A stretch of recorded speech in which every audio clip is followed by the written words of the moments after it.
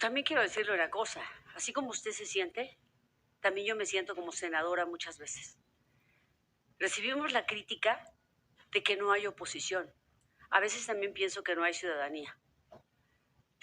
A veces también pienso si mucha gente a la que yo creo representar se merece que yo la represente. A veces también me pregunto si estarán atentos a lo que hacemos. Lo hago con mucha pasión y con un gran compromiso. Todos los días me cuelgo esto que dice el nombre de mis hijos para inspirarme a luchar. Porque es muy difícil, ¿eh? Con un gobierno como el que hoy tenemos, que avasalla, con un gobierno que aplasta, que no permite opiniones. Y sí, efectivamente, usted tiene razón. Estamos en un retroceso. Primeramente le daría credibilidad con mis acciones. Porque no se puede llegar a un organismo público nacional a pretender cambiar toda la basura que tiene durante tanto tiempo por títeres que pone el gobierno. Usted habla de un gobierno avasallador, el actual, pero también fue el gobierno avasallador el PRI y también fue el PAN. Les estoy diciendo que esta es la cuarta ocasión que estoy en este circo. La cuarta ocasión, ¿eh? Ya les dije, cuando gobernaba el PAN estaba Luis Raúl González, estaba Luis Plasencia Villanueva.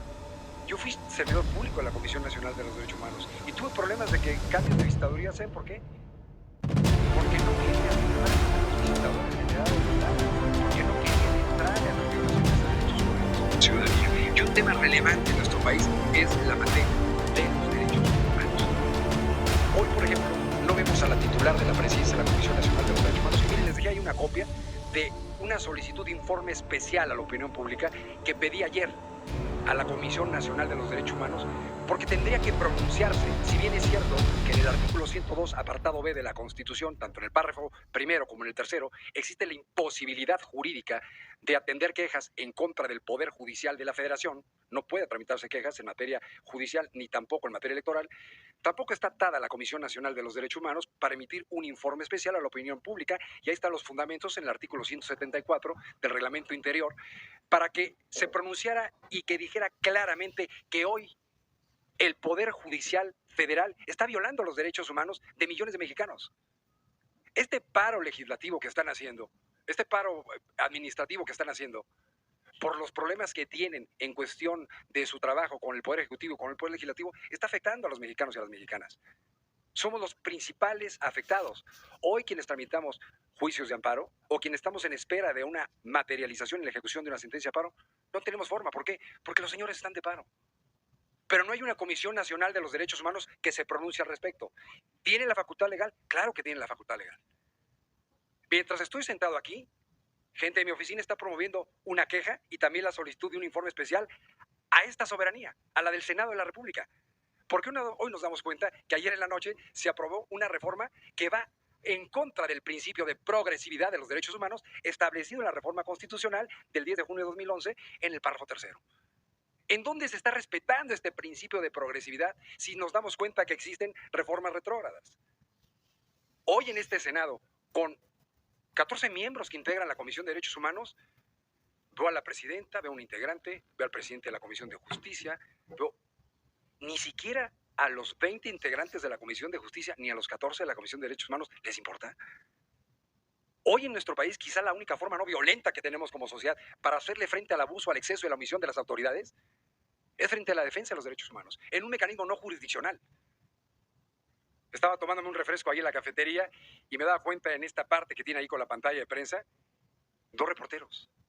Esa es la importancia que le dan. Veía en los medios de comunicación que la presidenta de la República mandó al Senado a opinar respecto al incidente de suspensión para la no publicación en el diario oficial. ¿Que no tiene confianza la presidenta de la República en la Comisión Nacional de los Derechos Humanos? ¿Por qué no pedir una opinión si tiene facultad la Comisión Nacional de los Derechos Humanos para opinar? Les voy a decir por qué. Porque en nuestro país los derechos humanos no nacen de un reclamo social.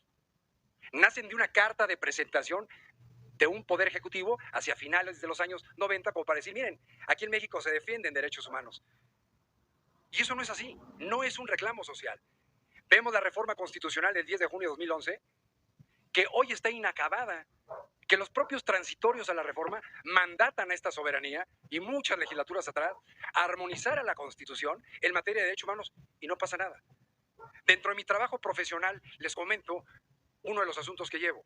Soy el abogado defensor de la mayor parte de las niñas y de los niños fallecidos en el incendio de la guardería ABC el 5 de junio de 2009. Y también de la mayor parte de los niños más lesionados. Son 10, 8 con lesiones discapacitantes de por vida. Vemos hoy una comisión ejecutiva de atención a víctimas que no cumple con su trabajo, pero que la CNDH ante las quejas tampoco la quiere recomendar. En aquel momento en donde yo tuve el honor de defender a estas criaturas, las supervivientes, ¿no? Porque desde aquí saludo a Ana Paola, tiene un dedo, le amputaron 9 dedos después de ese incendio. Y a los muchos niños lesionadas y lesionados que defiendo, ya me están marcando el tiempo. 45 niñas y niños fallecidos, 25 niñas, 24 niños. Hoy no hay una sola persona en la cárcel, ni una, en completa impunidad. ¿Y saben lo que pasó con la Comisión Nacional de los Derechos Humanos en aquel entonces cuando adopté su defensa? Yo soy queretano, yo no soy de Sonora. Los abogados en Sonora los traicionaron, los compró el gobierno. No me quiso dar la recomendación la Comisión Nacional de los Derechos Humanos.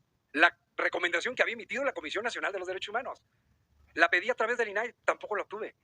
Tuve que promover un juicio de amparo y luego irme al recurso de revisión para obtener la recomendación y poder pedir la reparación integral del daño de mis representados. Ese es el nivel tan precario que tenemos en materia de derechos humanos en nuestro país. Ustedes, senadoras y senadores, hagan una reflexión. Dejen de hacer un circo de estos procedimientos cuando los puestos ya están dados. Les repito, hace 16 años me presenté por primera ocasión. En mi estado, en Querétaro, les comento que llegué hasta la 4ª ocasión.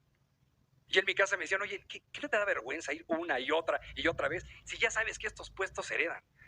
Porque van a poner a alguien a modo, alguien que obedezca a los intereses del Poder Ejecutivo. No me pregunten por qué, pero llegué a la Comisión Estatal de Derechos Humanos. No tardé ni 6 meses cuando la propia legislatura que me eligió ya quería reponer el procedimiento de elección, por emitir recomendaciones, por generar una defensa objetiva de los derechos humanos. Hoy ustedes tienen la oportunidad. Sí, ya sé que debo concluir, Presidenta. Gracias. Pero para mí mi expectativa es estar aquí. Sé que no voy a quedar, digo, me queda claro después de tantas veces de haber contendido, sino para que ustedes reflexionen, hagan lo indispensable para que estos procedimientos no dejen de ser una farsa. Es cuanto, Presidenta. Gracias. Le solicito a la Secretaría Técnica de la Comisión si de favor nos puede apoyar con una pregunta.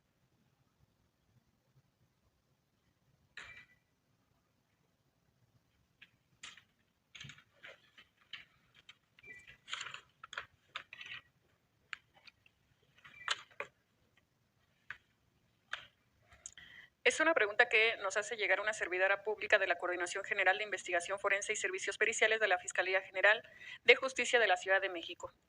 La pregunta es, ¿cuáles serán las acciones propuestas y ejecutadas en contra de directivos de la Fiscalía que no proporcionan los materiales, equipos, recursos humanos y económicos necesarios para que los trabajadores de servicios periciales puedan desempeñar sus labores y se les evite suspender por delitos fabricados? Por ejemplo, la negación de servicios.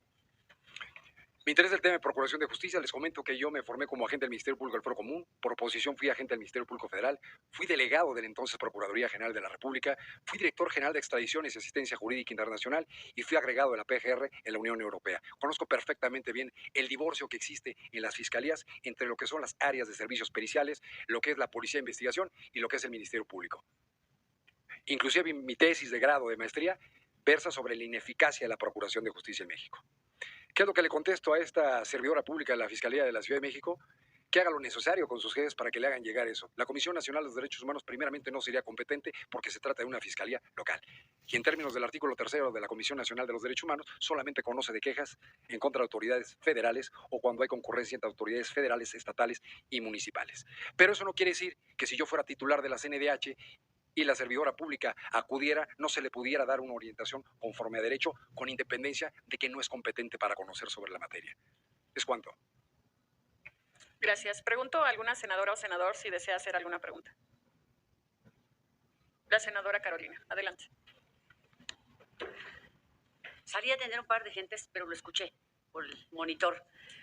Lo primero que quiero decirle es que coincido completamente con lo que ha planteado. Estoy de acuerdo. Yo estoy segura que muchos ciudadanos se sienten representados en usted. en lo que ha dicho, y muchos abogados también. Y no me quedaría más que preguntarle, porque por eso está usted aquí. También quiero decirle una cosa, así como usted se siente, también yo me siento como senadora muchas veces. Recibimos la crítica de que no hay oposición. A veces también pienso que no hay ciudadanía. A veces también pienso si mucha gente a la que yo creo representar se merece que yo la represente. A veces también me pregunto si estarán atentos a lo que hacemos. Lo hago con mucha pasión y con un gran compromiso. Todos los días me cuelgo esto que dice el nombre de mis hijos para inspirarme a luchar. Porque es muy difícil, ¿eh? Con un gobierno como el que hoy tenemos, que avasalla, con un gobierno que aplasta, que no permite opiniones. Y sí, efectivamente, usted tiene razón. Estamos en un retroceso y los derechos humanos son progresivos. Muchas veces muchos de nosotros preguntamos lo mismo. Pero allá afuera hay muchos cobardes. ¿Por qué los ministros no se han pronunciado? ¿Por qué se pronuncian como se pronuncian los magistrados y los consejeros? ¿En qué país vivimos? ¿En donde ya se normalizó todo? ¿En donde ya nada nos sorprende? Yo le pregunto, ¿usted qué haría si fuera el presidente de la Comisión Nacional de Derechos Humanos? ¿Usted qué haría para cambiar todo eso? Los niños que a mí me agobian, porque son los que están solos y a veces abusados por sus propios protectores. ¿Usted qué haría para cambiar la Comisión Nacional de Derechos Humanos? Gracias por estar aquí. Primeramente le daría credibilidad con mis acciones. Porque no se puede llegar a un organismo público nacional a pretender cambiar toda la basura que tiene durante tanto tiempo por títeres que pone el gobierno. Usted habla de un gobierno avasallador, el actual, pero también fue el gobierno avasallador el PRI y también fue el PAN. Les estoy diciendo que esta es la cuarta ocasión que estoy en este circo. La cuarta ocasión, ¿eh? Ya les dije, cuando gobernaba el PAN estaba Luis Raúl González, estaba Luis Plasencia Villanueva. Yo fui servidor público de la Comisión Nacional de los Derechos Humanos y tuve problemas de que cambios de visitaduría, ¿saben por qué? Porque no quería firmar lo que los visitadores generales me daban, porque no querían entrarle a las violaciones a derechos humanos. Es importante que se sepa hasta dónde puede llegar el organismo nacional. Ahí tiene usted la copia. Se pide un informe especial a la opinión pública para que le digan al Consejo de la Judicatura, quien lo preside, que es la ministra presidenta de la Corte, que deje de hacerse tonta. Hoy están violando derechos humanos de millones de mexicanos. Pero también estoy presentando lo propio al escuchar que se aprobó en esta soberanía la reforma al artículo 105 y 107 de la Constitución Federal. Y estoy pidiendo lo mismo en contra de ustedes, Senado de la República, porque el Organismo Nacional de los Derechos Humanos debe tener una función preponderante que inclusive la titular del Poder Ejecutivo Federal opte por una opinión jurídica al Organismo Nacional de Derechos Humanos y no al Senado respecto al cumplimiento de una suspensión. La crisis del Estado de Derecho en el que estamos viviendo va a traer mucha desgracia para el país, pero lo va a traer por la soberbia de nuestros legisladores, por la soberbia de nuestros jueces, magistrados y ministros. ¿Qué le decir, senadora? Mucha corrupción, ¿eh? En los niños que defiendo en la guardería ABC, nada más les hablo rápidamente. Un ejemplo, las compensaciones, que no soy nadie para decir aquí. El mismo Poder Judicial, a un niño muerto en la guardería, le pone $1, a otro le pone 5, a otro le pone 10, a otro 15 y a otro 20, y son víctimas de un mismo hecho. Eso pasa aquí en nuestro país. Hoy el Poder Judicial Federal determina en el primer circuito que los niños fallecidos en la guardería ABC no pueden ser sujetos de reparación por daño a su integridad física porque están muertos. Pues claro, se murieron después de las lesiones físicas. Eso hace nuestro corrupto Poder Judicial. Pero hoy nuestro Poder Legislativo también nos está dando una clase de retroceso en materia de derechos humanos con las reformas aprobadas. Porque les puedo asegurar, y no se trata de una clase en derecho, ni son mis alumnos, que la gran mayoría de los 128 senadores desconocen la reforma constitucional del 10 de junio de 2011. La mayor parte de quienes integran este Senado de la República, que hoy se quejan como oposición, como usted de oposición, licenciada, amargamente de este gobierno o de otros, fue el 8 de agosto del 2012, reformaron el párrafo segundo del artículo 35 de la Constitución. Fíjense qué grave. El artículo 35 de la Constitución, desde la Constitución de 1857, en las 3 primeras fracciones, enumera los derechos político-electorales: votar, poder ser votado y asociarse políticamente. Pero ¿saben lo que hizo esta soberanía junto con la Cámara de Diputados en el 2012? Hicieron ciudadanos a los partidos políticos. Quienes no tenemos afinidad con ningún partido político estamos fuera de la representación. Porque esa fracción segunda dotó de humanidad a los partidos políticos. Corresponde a los partidos políticos dar el dedazo para ser candidatos. Las candidaturas independientes no existen como tal, existen en la letra muerta de la ley. O sea, ¿qué quiere decir? Que eso estoy hablando del 2012, la reforma fue en 2011. ¿Cómo a una persona moral de derecho público la hacen humano? Lo meten en el capítulo de ciudadanía. Y hoy se quejan. Hoy somos millones de mexicanos que nos estamos quejando de lo que está pasando. Pero démosle interés. Hoy les repito que la Comisión Nacional de los Derechos Humanos está olvidada. Ni siquiera es tomada en consideración. ¿Pero saben por qué? Porque quien la dirige. Regreso a su pregunta. Darle credibilidad, funcionalidad y sobre todo fuerza, porque carece de fuerza. Y no me refiero a las recomendaciones, porque es un mecanismo no judicial de protección de derechos humanos. Para eso está el Poder Judicial de la Federación. Pero que ahorita que va a comparecer esta señora Piedra, le entreguen copia de lo que les acabo de dar, ahí tengo la copia para ella, y diga qué va a hacer con eso. ¿Por qué no emitió un informe especial respecto a la violación a derechos humanos de los empleados del Poder Judicial Federal que tienen sin justicia federal a las mexicanas y a los mexicanos? No se sabe en el párrafo segundo del artículo 17 de la Constitución. Justicia pronta, expedita. ¿Cuál? Si no hay justicia.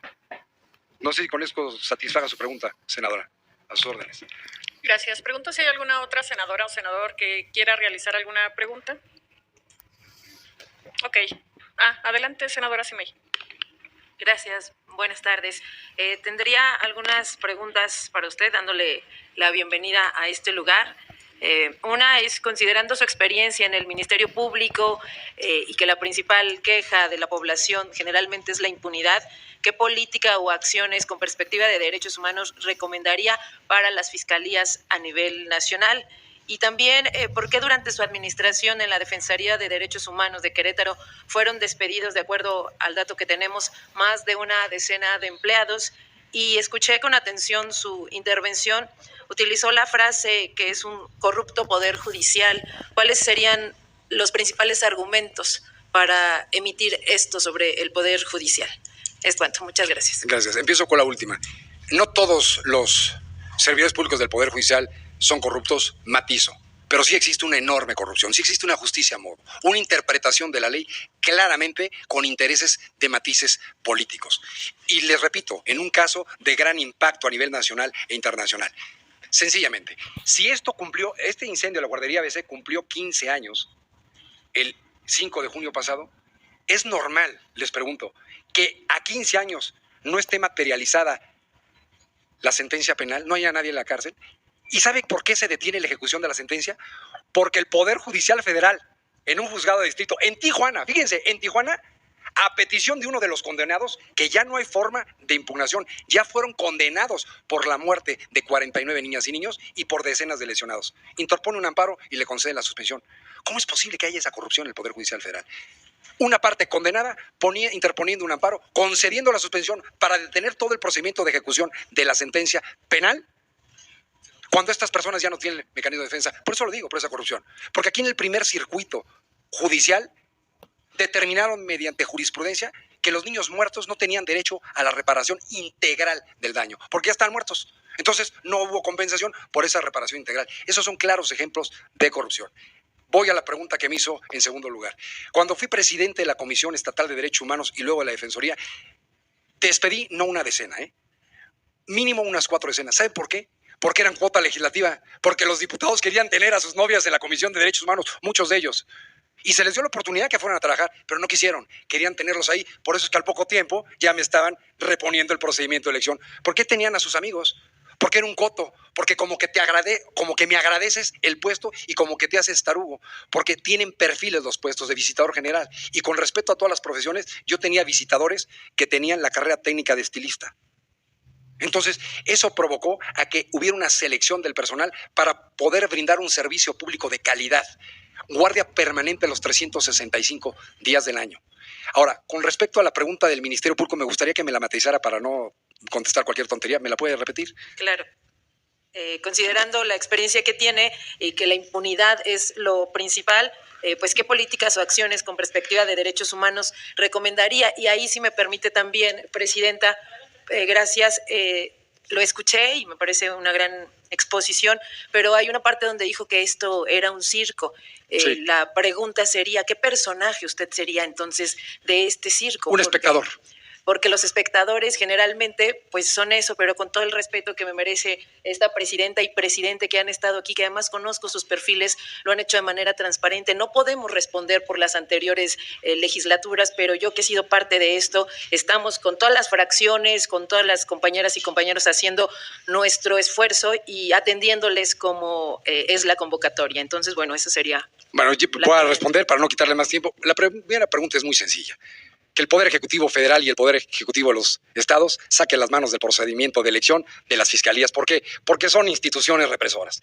No importa qué partido gobierne, hay una impunidad enorme en el país y un rezago en la Procuración de Justicia porque ponen verdaderamente personas sin capacidad. Mire, en Querétaro, hace menos de 3 meses, el gobernador del estado tiene la facultad constitucional de elegir una terna para nombrar al fiscal. Fiscal que, por cierto, el que estaba, pues le dieron las gracias, se fue, y antes de que cambiara la legislatura, porque ahora tiene mayoría el partido de Morena en Querétaro, yo no soy partidista, me tiene sin cuidado, porque ustedes se manejan mucho por partidos. La ciudadanía no es así, la mayor parte de la ciudadanía no somos así. Antes de que terminara y entrara la nueva legislatura, se apuró el gobernador del estado para nombrar una terna de candidatos a la fiscalía. ¿Y saben a quién escogieron? Al que en su vida había sido Ministerio Público.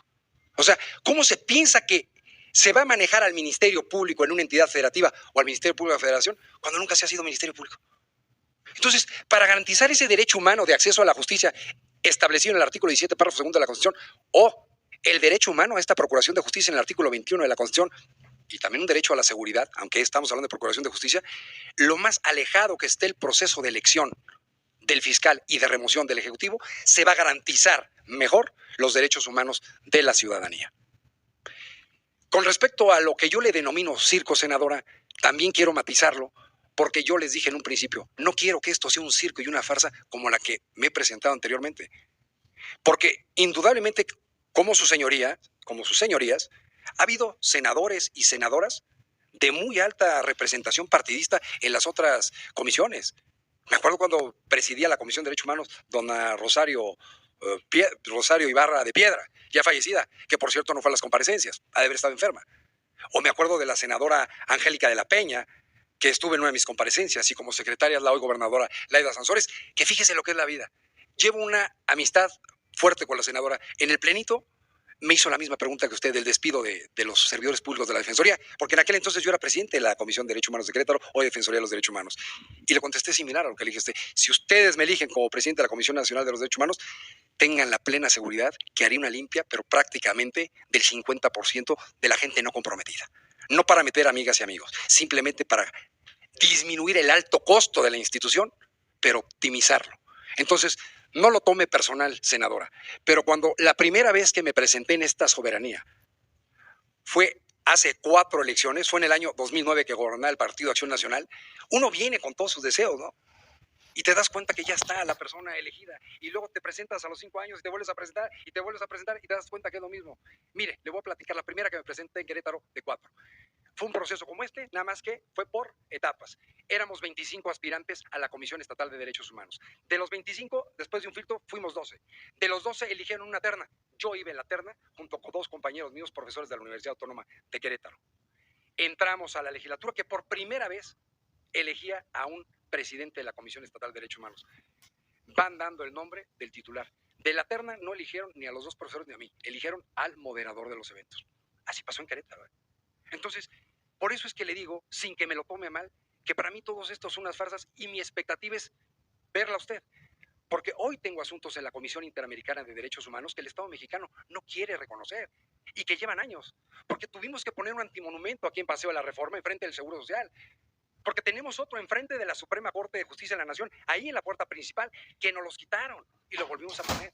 Porque tenemos otro enfrente de la Secretaría de Gobernación. Pero ¿cómo no ponerlos en un ejemplo si llevan 15 años sin justicia estas criaturas? Y hoy está detenido la ejecución de la sentencia por algunos corruptos del Poder Judicial de la Federación. ¿Le queda clara mi respuesta? A sus órdenes. Gracias. ¿Alguna otra senadora o senador que desea hacer una pregunta? Con confianza, ¿eh? No, siendo así. Tú, Palme. Ok, adelante, senadora Verónica Rodríguez. Muy breve, nada más quisiera saber, después de escucharlo y todo lo que usted ha dicho, ¿qué le hace creer que este proceso será diferente? Porque admiro, de verdad admiro que usted lo intente nuevamente y nuevamente. Yo en eso creo que me parezco a usted, aunque sé que vamos al pleno a perder en números, no dejamos de dar la batalla. ¿Pero qué le hace creer a usted que este proceso será diferente? A pesar de que ya le dijeron que es parte del circo. Primeramente, soy una persona perseverante. Le comentaba hace un momento que cuando yo contendí en Querétaro, el periodo de 5 años también, mi padre, mi madre, me decían, Miguel, ¿para qué te metes? O sea, si esto es una burla. La segunda, la tercera. A la cuarta, fíjese lo que son las cosas. Yo dejé de ser funcionario de la Procuraduría General de la República, era delegado en Aguascalientes. Fui 3 años delegado en su tierra, senadora. Y venía con porque en el periódico me decían, de policeman a ombudsman, en las peores condiciones, pero ¿sabe qué, senadora? La perseverancia hizo que llegara. Y no llegué porque tuviera cercanía con el entonces gobernador priista o el que lo sucedió panista, no, sino porque las rencillas entre los partidos políticos que no alcanzaban la mayoría calificada para poder elegir a un presidente, entré a la terna y dije, uno tenía como bueno el PAN y otro tenía como bueno el PRI. Entonces, yo no sé en qué consistió, que dijeron, bueno, pues si no, ni es este, pues agarren a ese. Y ese fui yo. Claro, a los 6 meses ya me querían correr, pero aguanté 3 legislaturas. No, sé perfectamente bien que este no puede ser este caso, desafortunadamente para las y los mexicanos. Pero mi exhorto respetuoso, senadores, es piensen en el país. La Comisión Nacional de los Derechos Humanos hoy está desdibujada, no tiene poder. Yo me di cuenta por los medios de comunicación, el pedirle una consulta en materia de derechos humanos al Senado no está mal, pero teniendo un organismo nacional de derechos humanos, lo que hizo ayer esta soberanía al aprobar las reformas al 105 y 107 de la Constitución, ojo, ya presenté la queja. Si esta soberanía, como Congreso General, en términos del artículo 50 de la Constitución, Congreso General, yo hubiese, y el 135, yo hubiese aprobado la reforma al 105 y 107, o sea, yo hubiera pasado las 2/3 partes del Senado, 2/3 partes de la Cámara de Diputados y la mayoría de las legislaturas, entonces sería absurda la queja. No, se tendría que rechazar. Pero hoy está en un trámite administrativo. Y yo y la Comisión Nacional de los Derechos Humanos, si se pronuncia, no haría una intromisión en el trabajo del Senado, ni del Poder Legislativo Federal. ¿Por qué? Porque está en un trámite administrativo. Pero no hay que tenerle miedo, porque recuerden que es un mecanismo con fuerza no vinculatoria. No son coercitivas sus recomendaciones, no son coercitivos sus informes especiales. Pero ¿cuál es la gran fuerza de un organismo público? Y lo que les dolió mucho en mi estado, la publicidad. La publicidad que se le da a las recomendaciones, a la defensa, a la protección, a la prevención de los derechos humanos, permite que más mexicanos y mexicanas se enteren. Porque yo, que soy un litigante en derecho de amparo, es un juicio muy técnico, hoy muy acotado. Pero las quejas en los organismos, tanto locales como el Nacional de Derechos Humanos, son gratuitas. Pueden generar condiciones de justicia social y aliviar un poco la sed de esta justicia que requerimos los mexicanos y las mexicanas. Aquí se habla políticamente de una inmensa mayoría de mexicanos, de 36 millones de votos, pero somos más de 100 millones. Y muchos de nosotros no creemos en ningún partido político. Entonces, hagan de este proceso algo importante. Antes íbamos al plenito, les digo, 20 integrantes de la Comisión de Justicia, 14 de la Comisión de Derechos Humanos, y vean qué poquitos hay aquí, no hay interés. Hace un rato fui a la cafetería ahí, pasé donde está la pantalla, 2 periodistas, nada más. ¿En dónde está el tema de los derechos humanos? Hoy, le repito, insisto, es un mecanismo no violento de defender el abuso, el exceso, la omisión de la autoridad. Hagan un esfuerzo, aunque sean diputados, senadores de Morena, del PAN, del PRI, de donde sean, para que esto sea transparente. Dejen una institución a salvo de los matices políticos. Miren, les voy a platicar rápidamente. En el proceso de elección pasado, yo me acerqué al coordinador de los senadores del Partido Acción Nacional, que es de Querétaro y hoy es mi gobernador, Mauricio Curi González, miembro de la Comisión de Derechos Humanos. Y como antes, ¿no? Yo a nadie de ustedes he buscado. Y yo le dije al coordinador parlamentario de los senadores del PAN... Licenciado, además, nada más si le vamos a pedir un favor. Sí. Aquí hemos respetado el tiempo de todos los Ya me participantes. callo, ¿verdad? No, le estoy diciendo que tiene un tiempo y un formato. Sí. Entonces le vamos a pedir que ya concluya su Ok, intervención. concluye mi participación. No se moleste, senador Corral. No me molesto, simplemente quiero hacer prevalecer que se le ha transmitido el tiempo y es muy importante mantener esa regla para todos. Ok, mantenemos la regla. Le reproché al entonces senador Curi, que por qué metían a la militante de un partido político en activo en la terna, que seguramente iba a quedar, y quedó. Hoy viene a reelección. Repito, no soy yo el que van a votar, y menos de esas formas. Pero hagan una reflexión. hagan una reflexión por el país. Es cuanto, senador. Y Gracias. disculpe el exceso de tiempo, ¿eh? No, no se preocupe, pero sí hemos querido tener bloques de 30 minutos máximo por participante. Pregunto a alguna senadora, senador, si desean hacer una pregunta más. No siendo así, le agradecemos la presencia del doctor Miguel Nava Alvarado, su participación, y continuamos con la siguiente persona que ya se encuentra también en este Senado de la República. Considero oportuno, en tanto se retira el compareciente y quien va a ingresar, hablar